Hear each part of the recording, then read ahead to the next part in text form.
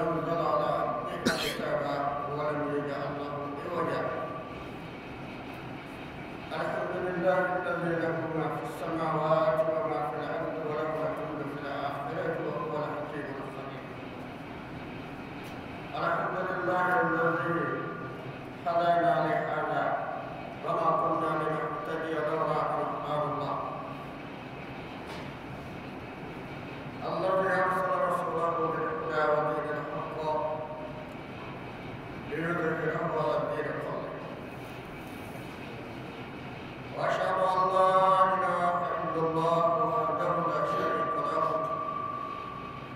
وأشهد أن محمدا عبده ورسوله صلى الله عليه وسلم وآله وصحبه وسلم تسليما كثيرا. سبحانك لا علم لنا إلا ما علمتنا إنك أنت العليم الحكيم. اللهم علمنا ما ينفعنا وانفعنا بما علمتنا وزدنا علما. رب اشرح لي صدري ويسر لي أمري واحلل عقدة من لساني يفقهوا قولي. Gloire à Allah, le créateur des cieux et de la terre, et celui qui a fait reprendre la lumière intérieure. Il a fait reprendre l'intérieur et la lumière. Gloire à Allah qui ne s'est point attribué d'enfant, qui n'est pas d'associé à sa volonté, et qui n'est pas d'allié ni de protecteur. Gloire à Allah qui a fait descendre son livre, le Coran, à son serviteur Mohammed. Sallallahu alayhi wa sallam, il n'a point introduit de tortuosité ni d'ambiguïté le Coran. Gloire à Allah qui appartient aux cieux et la terre,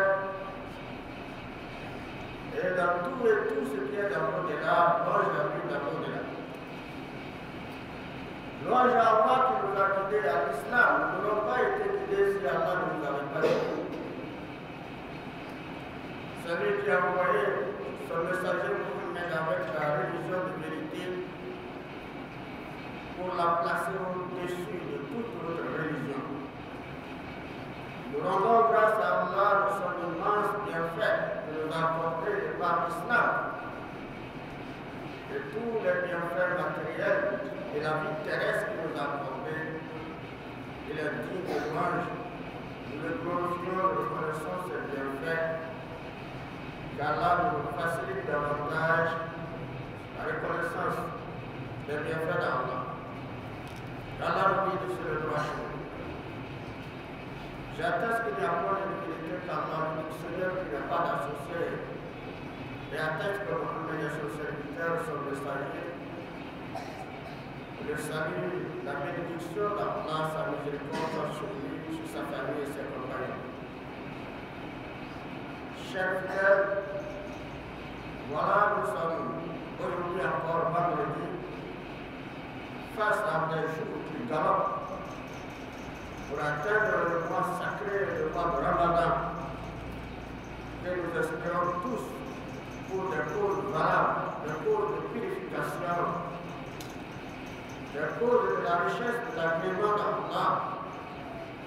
Les sentiments qu'il nous a dit pour le Ramadan est la repentance sincère avant, pendant et après Ramadan. Qu'Allah nous dit de cela. Le Ramadan s'approche à grande vitesse, comme nous le constatons. Dans quelques jours, nous serons en plein Ramadan. Dans l'abstinence de beaucoup de choses, de manger, de boire, et aussi beaucoup de choses. Qu'Allah nous facilite l'arrivée de ce Ramadan, qui nous apporte la santé et la facilité, qui nous facilite toutes les conditions requises pour le jeûne, afin que nous soyons aussi parmi les bénéficiaires de ce mois important qu'Allah a créé pour éprouver et pour nous entourer de ses bienfaits. Aujourd'hui, le thème de ce sermon porte sur des questions consensuelles. Dans la première, de savoir qui est musulman. qui est musulman, pourquoi être musulman, et la troisième question, pour qui on est musulman et pour qui on est musulman. Qui est musulman? Comment pourrons-nous identifier un musulman? Identifier un musulman, c'est très difficile pour le commun mortel. D'autant plus que l'islam lui-même parle par l'intérieur de l'homme et en seconde partie de l'islam qui peut être visible en l'homme est la pratique des prières, des jeûnes et autres des bienfaits, des bienfaisances et de certains actes de comportement qu'Allah nous recommande d'adopter dans la vie terrestre. Alors l'islam difficile d'identifier, l'islam sincère ne se trouve pas dans le physique, mais se trouve dans l'intérieur, non pas dans l'extérieur de l'homme. Et dans ce sens-là, on laisse la connaissance de celui le plus grand connaisseur. Allah, le tout miséricordieux, connaît le contenu des poitrines, des cœurs. Allah sait ce que nous suggère le cœur en ce qui concerne ses adorations, particulièrement le mois de Ramadan qui apparaît.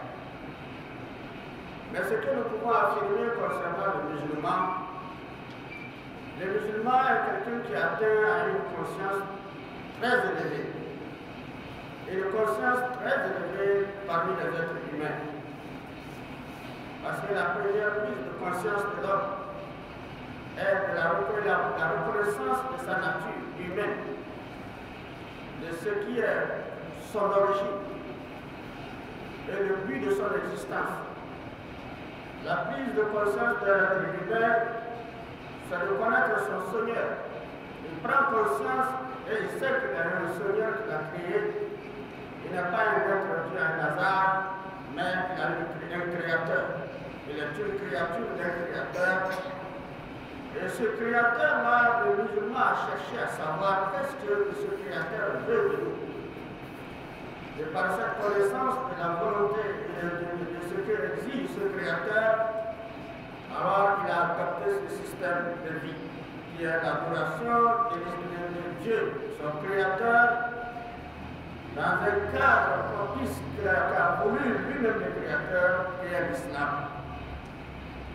Il a choisi la voie la plus propice, la voie la plus claire et la plus orientale et la plus directe, la plus éducative à l'âme, au corps, à l'esprit, l'islam. Il a adopté ce système-là, il adore Allah, celui des musulmans. On le reconnaît de par ses actes visibles. On le reconnaît aussi de par son comportement. Le musulman, en quelque sorte, est un être qui a pris l'engagement. Parce qu'Allah nous appelle à cet engagement, à cette reconnaissance de notre nature humaine, qui n'est autre que le privilège qu'Allah nous a accordé. Allah nous a accordé un privilège, le plus grand privilège sur les autres créatures. Allah a honoré le fils d'Adam. Alors pour entretenir également cet édifice-là qui est l'homme, sa nature, il faut vraiment la voie que le Créateur lui-même a tracée pour que sa personnalité, sa nature humaine soit bien entretenue. Pour que les moyens, les privilèges qu'Allah lui a accordés soient bien entretenus. Et ce qui pourrait entretenir cela, c'est les moyens spirituels, les actes spirituels. Et la voie propice, c'est l'islam. C'est pourquoi Allah lui a dit فَأْكِمْ وَجْهَكَ لِلدِّينِ حَنِيفًا فِطْرَةَ اللَّهِ الَّتِي فَطَرَ النَّاسَ عَلَيْهَا لَا تَبْدِيلَ لِخَلْقِ اللَّهِ ذَلِكَ الدِّينُ الْقَيِّمُ وَلَكِنَّ أَكْثَرَ النَّاسِ لَا يَعْلَمُونَ. Allah dit tourne tout ton être vers la religion exclusivement pour Allah. Tourne tout ton être vers la religion exclusivement pour Allah. C'est la nature originelle qu'Allah a placée en l'homme, mais la plupart des gens ne savent pas. Allah dit tourne ton être, ton esprit, tes idées, ton amour, ta motivation de pratiquer une chose vers une religion qui est l'islam, qu'Allah, que ce soit exclusif à Allah, que ton adoration soit exclusive à Allah, et par quel moyen, dans quel cadre ton adoration serait exclusive à Allah, Allah dit c'est l'islam. Et Allah dit c'est la nature originelle de l'homme humain. La nature originelle de l'homme est de venir sur la terre, non pas pour vivre sur la terre comme les autres créatures, mais de poser des actes de devoir de reconnaissance à leur Seigneur par cette pratique exclusive qui est l'adoration. Celui des musulmans. Et ce musulman, ainsi que tous les êtres humains, ne connaissant pas la réalité des choses, et c'est un musulman le connaît, mais tandis que tous les autres humains ne connaissent pas cette réalité, Allah l'affirme en lui. C'est la meilleure devoir, mais la plupart des gens ne savent pas. Parce que s'ils savaient, ils devaient se convertir. Pour ceux qui savent, ils se convertissent chaque jour. Parce qu'ils ont pris une conscience de plus élevée. Ils ont compris la réalité, ils ont pu prêter la voie. C'est eux qu'on appelle les musulmans. Dans la pratique, dans l'esprit et dans le cœur. Ensuite, Allah nous dit que lui, il a pris engagement vis-à-vis de nous. Il faudra que nous honorons cet engagement dans la sincérité. L'engagement qu'il a pris, c'est qu'il nous invite à la voie qui nous facilite la vie d'ici-bas et dans notre vie. Et quand nous acceptons nous adhérer dans cette voie qui est l'islam, c'est un engagement primordial, mais que nous soyons sincères dans cette voie. Que nous ne soyons pas des gens de la manière tantôt musulmans, tantôt non musulmans. Tantôt musulmans sincères, tantôt hypocrites. Allah veut que nous soyons sincères. Que nous honorons cet engagement qui est la sincérité dans l'islam. C'est pourquoi il nous dit, je veux recommander وأوفوا بعهدي أوف بعهدكم وإياي فارحبون. واذكروا نعمتي التي أنعمت عليكم. واذكروا نعمتي التي أنعمت عليكم وأوفوا بعهدي أوف بعهدكم وإياي فارحبون. Allah dit, vous, rappelez-vous mon bienfait dont je vous ai comblé. Rappelez-vous mon bienfait dont je vous ai comblé. Et si vous honorez votre engagement vis-à-vis de moi, j'honorerai aussi le mien vis-à-vis de vous. Reconnaissez mes bienfaits sur vous. Vous êtes des créatures, vous êtes des êtres humains. Une créature noble. C'est un bienfait d'Allah. Et par cette noblesse, Allah veut que vous l'entreteniez, vous a donné une religion comme moyen d'entretien. Reconnaissez cela. Il vous donne la santé, il vous donne à manger, il vous donne, il procure un certain nombre de biens que vous voulez. Et il vous éprouve aussi pour en savoir plus, qui est normal, qui est sincère, qui reconnaît ses bienfaits. Alors si vous honorez votre engagement dans cette pratique, dans la sincérité, j'honorerai mon engagement, je vous guiderai davantage à ne pas commettre des bêtises sur la terre. Vous serez des personnes honorables, respectueuses, et le jour de la résurrection, porterez également tous les bienfaits que je vous ai promis. J'ai pris cet engagement, je vous ai promis de mes bienfaits inestimables, les bienfaits que vous ne pouvez pas dénombrer, qui se trouvent dans l'au-delà. Alors, voilà le musulman. Pourquoi être musulman? Alors, ce musulman pratiquant de l'islam a compris que vraiment c'est un acte qui l'entraîne plus à se rapprocher d'Allah. Quand on est musulman parce que nous croyons que c'est une pratique, ce sont des pratiques, une croyance qui nous entraîne plus à nous donner plus de chance à être en relation avec notre Créateur, en permanence en relation avec notre Créateur. C'est un moyen qui nous empêche d'être coupés de notre Créateur, qui nous rapproche de notre Créateur.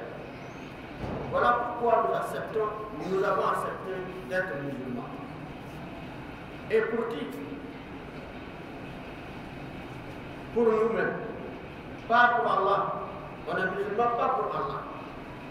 On est musulman pour nous-mêmes. Pour ce que nous combattons dans Allah le Créateur. Pour les bienfaits qu'il a promis dans ce bâtiment et dans l'autre. C'est pourquoi nous sommes musulmans. On n'est pas musulman, non pas pour sa femme, ni pour son mari. On n'est pas musulman pour les biens matériels, l'argent. On n'est pas musulman pour son patron. On n'est pas musulman pour un certain privilège de la vie.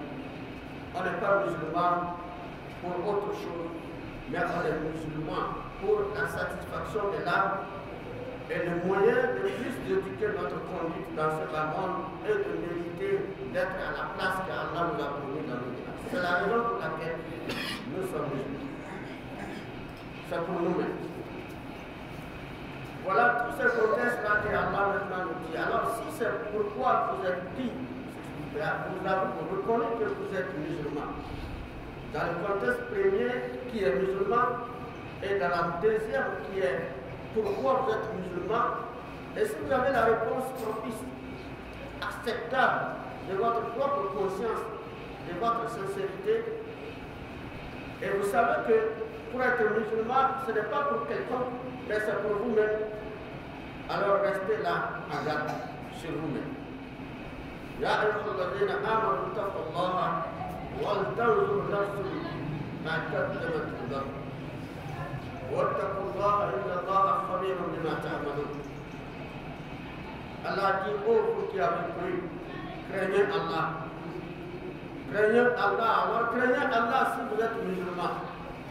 Que chaque âme sache ce qu'elle a pensé pour elle-même. Parce qu'Allah sait tout ce que vous faites. Allah observe tout ce que vous faites. Si vous êtes musulman, et vous savez pourquoi vous êtes musulman, et parce que vous êtes musulman pour vous, alors craignez Allah.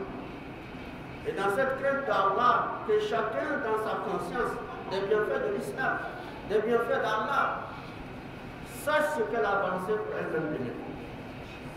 Parce que nous ne vivons pas seulement pour le présent, mais nous visons le présent, le meilleur du présent et le meilleur de l'avenir. L'avenir existe. L'avenir pour nous, si nous avons encore le temps de vivre, nous avons encore d'autres jours à vivre, d'autres temps à vivre. Et nous avons une certaine ambition de l'avenir, du temps qui nous reste à vivre. Et qui détient également ce que nous voulons dans l'avenir, dans ce bas-monde. C'est Allah. Mais sachez ce que vous avez avancé avant d'affronter cet avenir que vous convoitez dans ce bas-monde. Et vous avez encore un autre avenir que vous visez, la raison pour laquelle vous êtes musulman, mourir et ne pas être dans le regret, mourir avec une forte conviction qu'on serait vraiment dans l'acceptation d'Allah, l'agrément d'Allah et de ce qu'il nous a promis. Alors sachez ce que vous devez avancer avant ce jour. Les actes qu'il faut poser avant que ce jour ne vous arrive. Sachez ce que vous avez avancé avant ce jour. Ya ayyuhalladhina amanu udkhulu fi silmi kafa. Allah dit vraiment si vous croyez ou vous croyez, si vous les croyants, rentrez en plein dans l'islam. Rentrez en plein dans l'islam. Ne soyez pas des musulmans un pied dedans, un pied dehors. Rentrez en plein. Et Allah nous met en garde, ce qui pourrait compromettre notre avenir. Et que nous devons avancer de mauvais actes qui seront un préjudice, un mal, ou quasiment nous entraîner à la colère d'Allah. Il est là, notre ennemi commun, le shaitan. Allah subhanahu wa ta'ala nous dit, وَدَخُلُوا فِي السِّلْمِ كَافَةً وَلَا تَتَّبِعُوا خُطُوَاتِ الشَّيْطَانِ إِنَّهُ لَكُمْ عَدُوٌّ مُبِينٌ. Rentrez en plein dans l'islam si vous êtes vraiment croyant musulman. Ne rentrez pas en islam avec les réserves. Ne posez pas des actes de réserve ou des pensées négatives.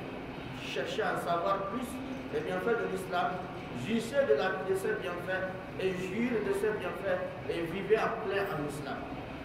Ne suivez pas les pas de Shaitan parce qu'il est votre ennemi déclaré. Si vous ne le savez pas, moi qui vous a créé tous les deux, je vous annonce qu'il est votre ennemi déclaré. Il est capable également de vous entraîner à un avenir également inconscient, à un avenir également raté. De ce ballon et dans l'autre, qu'Allah nous préserve.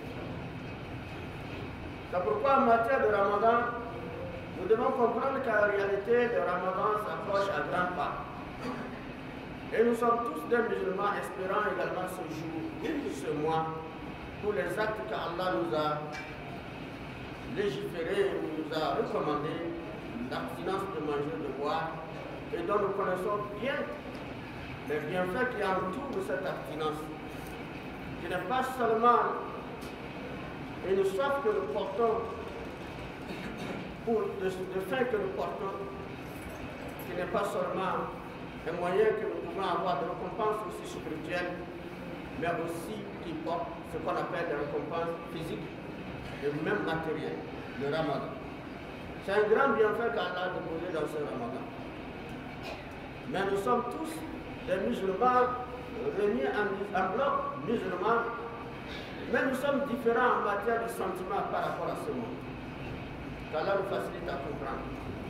Nous sommes différents et nous sommes de catégories différentes en matière de nos appréciations, de nos sentiments et de ce que nous voyons en Ramadan. Dans ce cas, nous sommes différents.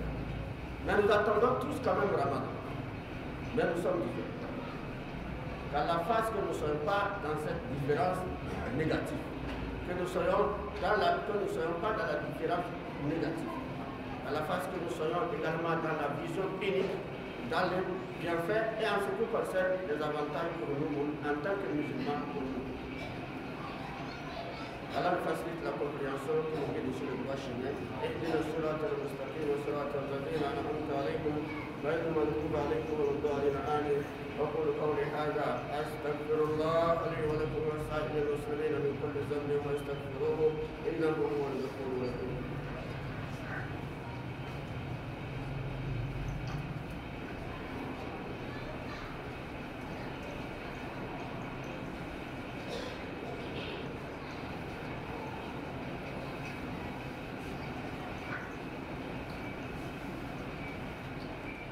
الحمد لله وكفى والصلاة والسلام على نبينا محمد وآله وصحبه وسلم تسليما كثيرا. Nous sommes différents en matière de sentiments qui nous animent ou de l'appréciation que nous avons en ce moment. La première catégorie de personnes, c'est les croyants sincères, qui ont une forte conviction de rencontrer Ramadan et d'avoir les promesses que Allah nous a promis en matière d'abstinence de jeûne, en matière d'abstinence de manger, de boire et toute autre situation qui entoure cela. Alors nous avons une forte conviction et nous sommes animés d'un sentiment d'amour. Nous sommes animés d'un sentiment d'amour et nous attendons Ramadan impatiemment, nous attendons Ramadan impatiemment. Ça c'est pour les croyants. Et quand Ramadan arrive, les croyants sont animés d'un sentiment de joie.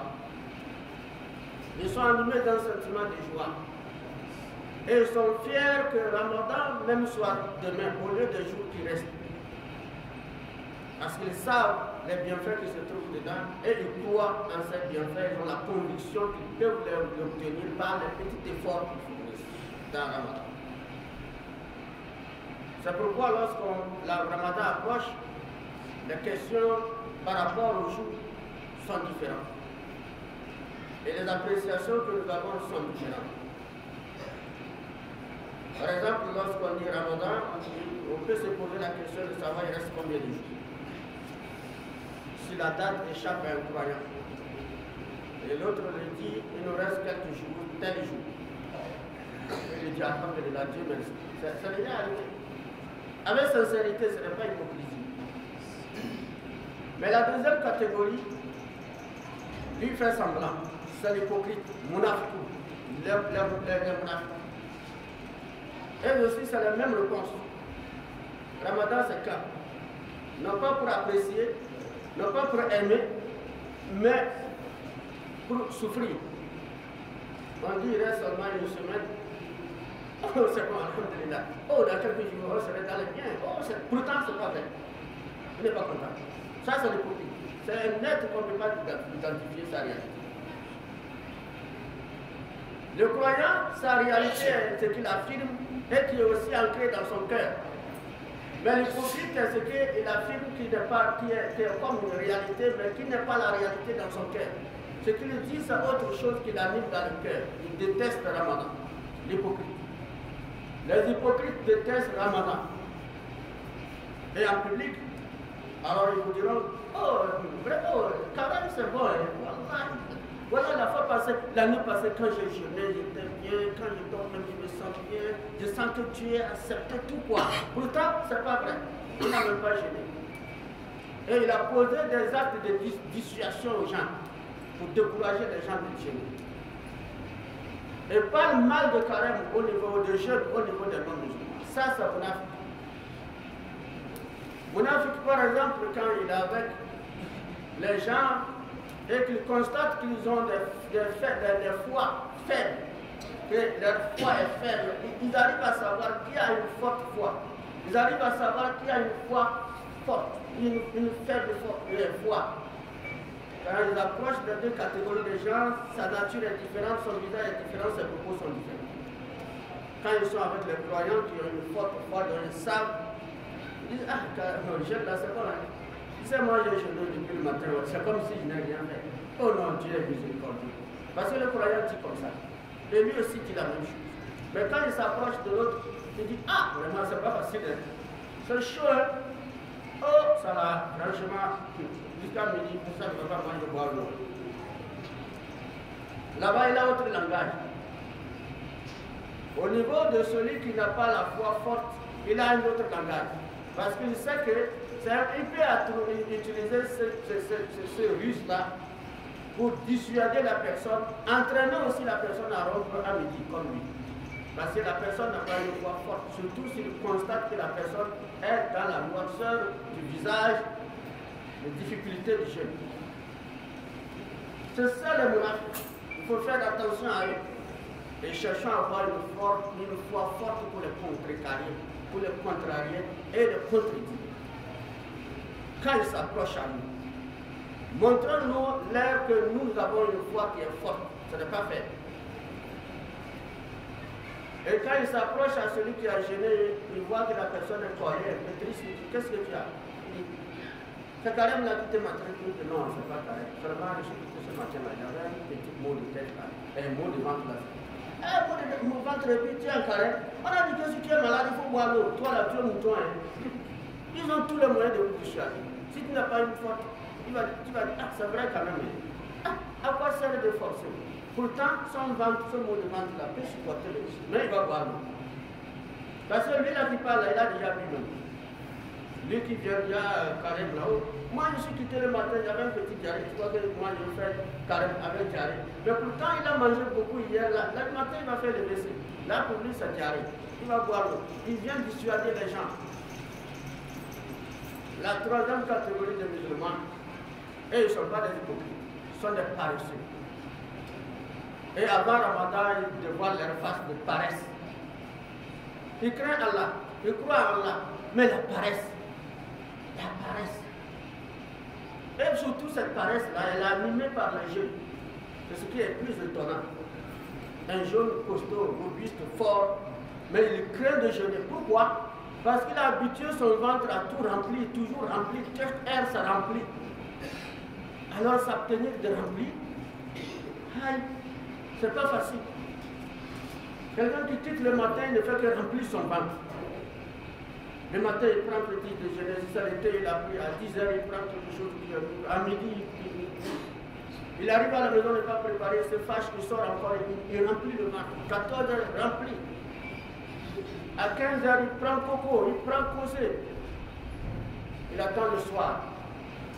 Le soir, il bourre le ventre à la maison, il sort encore, il prend le thé omelette. Il marche, il balance. Il sort, il vient se coucher, il va ronfler, même petite prière de la nuit, il ne fait pas. Paresse. Il se réveille le matin, il entretient les mêmes habitudes. Et on dit, voilà le mois qui approche. Et donc il sait qu'à partir de l'aube, il coupe, il ne mangera plus, ni ne buvra plus jusqu'au soir.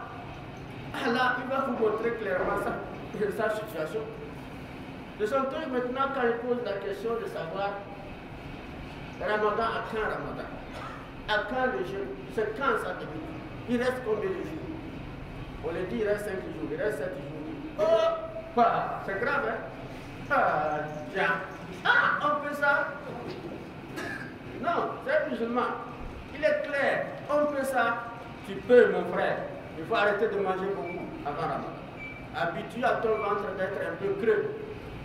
Habitue à ton ventre d'être un peu creux. Pour permettre aussi de pouvoir supporter certaines épreuves de la vie. Aujourd'hui, tu as beaucoup, tu manges.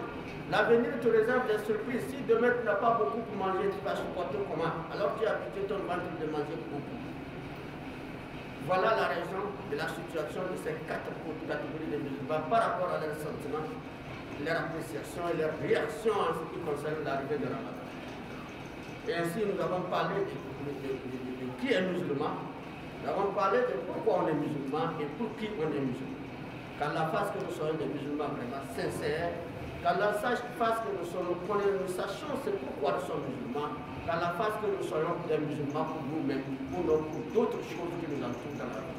Qu'Allah nous guide sur le droit chemin et nous facilite la pratique de l'islam, qu'il nous apporte une bonne fin dans la foi, dans la purité, dans l'islam, qu'Allah fasse que nous mourons en islam, que nous soyons ressuscités musulmans, que nous soyons introduits au paradis musulman. Allah nous facilite l'arrivée de Ramadan et nous procure de santé, de beaucoup de facilité et surtout des conditions requises, la santé.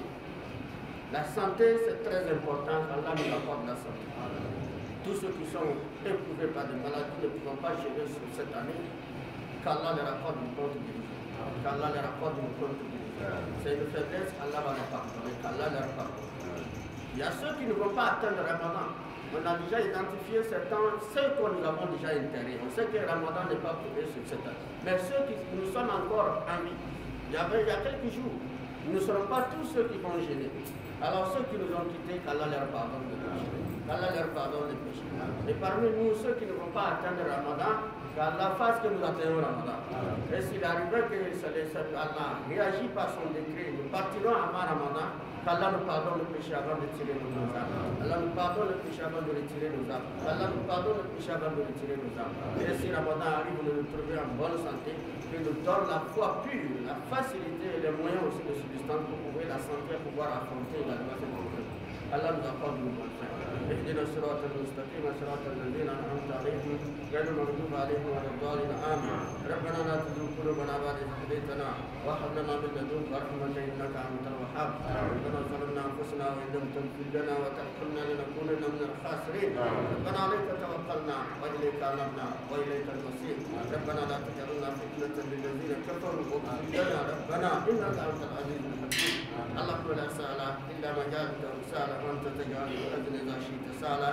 ربنا اتنا في الدنيا حسنه وفي الاخره حسنه وقنا عذاب النار. خالق السماوات والارض انت ولينا في الدنيا والاخره. توفنا مسلما والحقنا بالصالحين. سبحان ربك رب العزه عما يصفون والسلام على المرسلين والحمد لله.